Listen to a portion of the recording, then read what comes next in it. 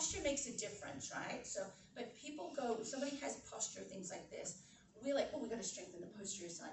But again, the posterior side won't turn on. You know when people do rhomboids all day long and they don't turn on?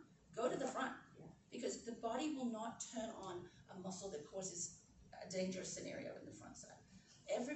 Nobody does the front side, but every one of our patients walks in like this. So pec is under functioning. You just don't know if you need to lengthen it or strengthen it. 95%, 85%, you're going to turn it on, right? But it's not going to pull them forward. All of a sudden, they'll be like, this is better. Because if their shoulder is hanging out of their space and they want to work on shoulder range of motion, it's not going to happen unless you stabilize this.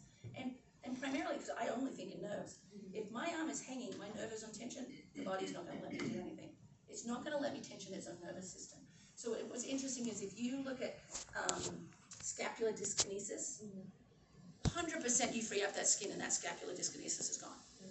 The nerve is stuck in the armpit and the scapula is sitting around the rib cage. And it's stuck there, it's literally stuck there. So people do all this stuff and it's like, just free up the nerve in the armpit and that will go away. Yeah. What time frame is like, let's say right now, as you say that, I have a patient that's 6 months out. Yeah. And is it too late? No. Okay. No. It can be 10 years out. It's the same as that swelling picture. If the brain always receives the same information, it's never going to change what it does. And in that scenario, the nerve is going to be stuck either at the front or the back. Generally, it's stuck. Again, movement will be more related to the front.